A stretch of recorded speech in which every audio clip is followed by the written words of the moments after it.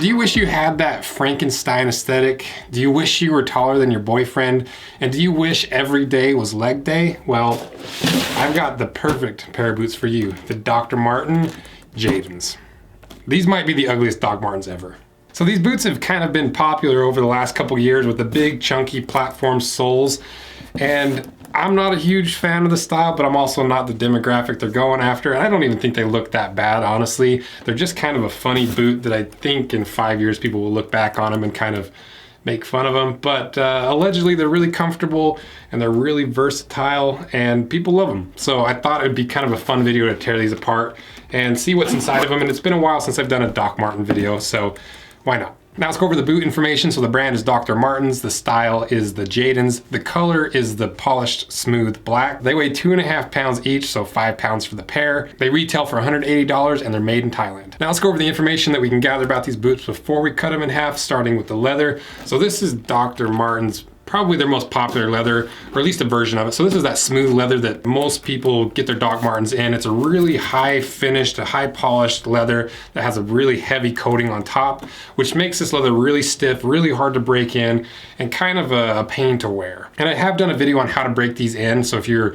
struggling with a pair of Doc Martens, I've got a video on them, and basically you just slather them in oil that kind of breaks up or loosens the fiber, lubricates, and makes them a little bit easier to break in. But generally this just isn't the best leather in the world, and it's not even the leather's fault necessarily. It's just kind of the flaws are inherent to the type of leather. Because it's got this heavy finish, it makes it really stiff. Because it's got that finish, it wears out a little bit prematurely.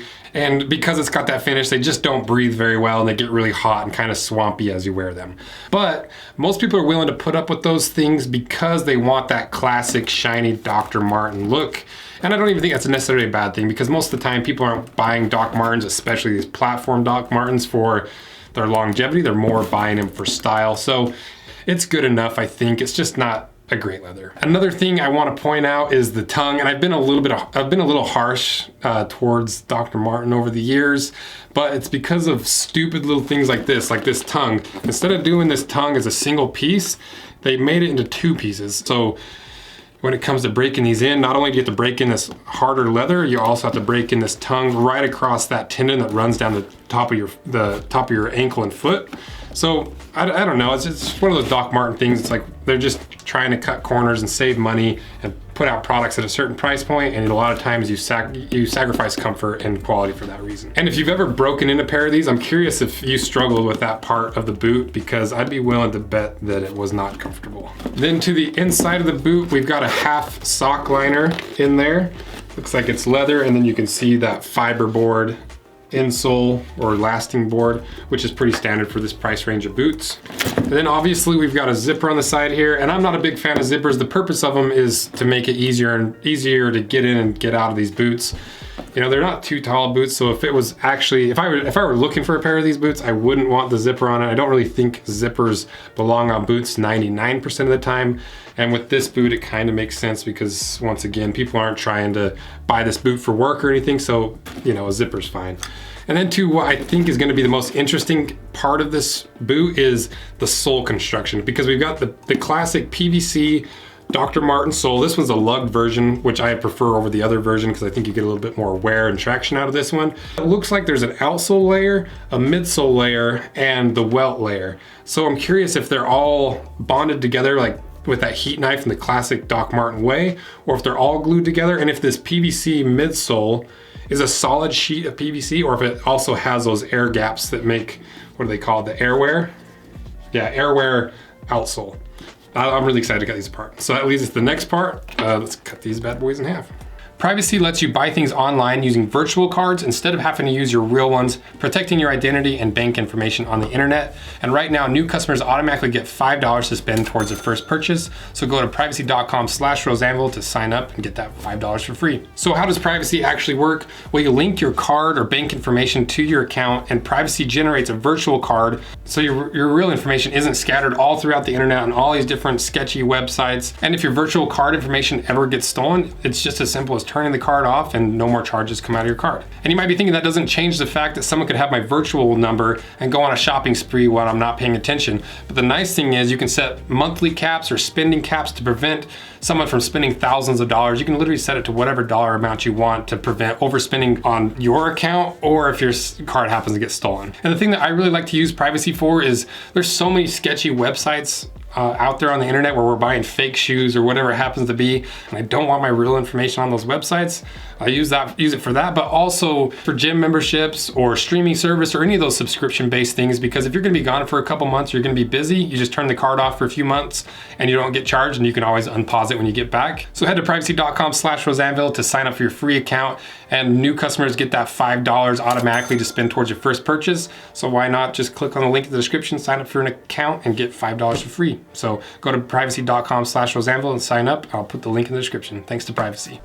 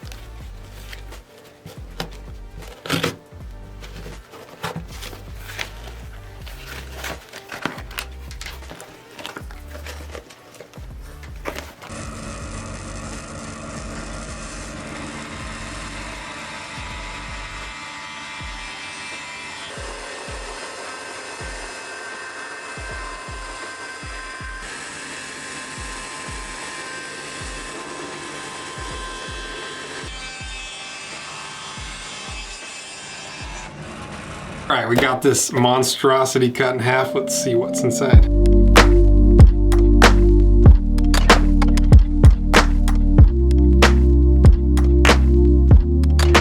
This thing is wild. I didn't understand how spot on my Frankenstein analogy is, or was. This thing is so weird. There's so, like, everything's loose and floppy and a combination of different outsoles. It's a Frankenstein boot through and through, aesthetically and construction wise. So let's start with the outsole. So this outsole, I thought maybe that it was a custom outsole for this particular boot, but I think it's the outsole they usually throw on any of the boots that have this outsole. And I think that because they also include that little foam insert here. And if you were gonna design an outsole specifically for this boot, you would probably make it a single piece. And if you were gonna make it two pieces, you wouldn't put in this little layer of foam because there's plenty of cushioning going on with this 2 inches of PVC outsole and midsole. So that was kind of weird. And then the layers are not connected together in any way except for that hot knife that heat welds all the layers together. So that's that common fail point, not even common, that's a common fail point for Dr. Marten boots. It's just not a great construction. It works, but it does fail on occasion.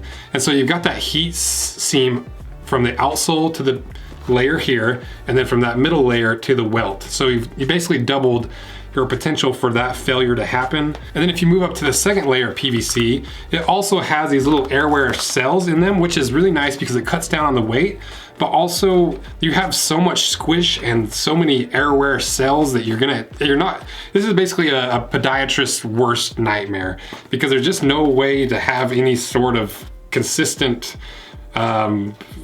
support in this shoe. There's no shank, it's just kind of a disaster. Okay, so moving up, then above that, we got some good stuff in here. We've got the felted version of their filler layer. Most of their cheap stuff that's made in like China has the foam layer, but this one has the layer of this felted material, which I prefer because it doesn't break down as fast and it kind of shapes to the shape of your foot. Next layer up, you've got the Texon fiberboard, which is pretty standard. Then you've got the little lining material at the vamp here. And then we look at the counter. So this is a cellulose counter, which is common for this price range of boots. But the counter cover is a non-leather counter cover, which is kind of a bummer because leather is really wear resistant. And that's always where boots on the inside wear out fastest, is right there. So it's kind of weird that they didn't put leather in there. I can't even remember if their other boots have leather there or not, but I'll put up the answer there. And then moving up to the zipper, first of all, there's a kind of a interesting stitch pattern there that I didn't notice till just now. But the zipper is a YKK zipper, so it's a high quality zipper, which is good. And then that horrible tongue that we mentioned earlier, you can see it a little bit better now. And then the upper leather. So a lot of potential for failure in this boot, but this is by far the most interesting boot I've ever cut apart. It's so weird. So now the question is this worth it? Should you buy this boot? And I think if you know what you're getting into, I think you'll be happy with this boot. There's a lot of potential for failure in this boot and a lot of potential for uncomfortableness in this boot. And if you're only gonna wear it with certain outfits and you're not gonna wear these boots every single day and wear them out, you'll probably be happy with them. And most people are buying them because of the brand name Doc Martens, and they wanna look like the people that have made this style popular with the yellow stitching. So that's kind of an answer. And maybe the second half of that answer is, from a strictly quality standpoint, do I think these are worth $180? I would say they're not worth it for obvious reasons, but it's also kind of like asking me if a Mini Cooper's worth it. You know, a Mini Cooper, based on the value, based on the quality, based on the functionality, Mini Coopers are not worth it. But people buy Mini Coopers because they want a Mini Cooper, not because they can go shopping in them or go off-roading or because they're gonna last forever. They buy them because they're Mini Coopers. And that's kind of how I view these boots.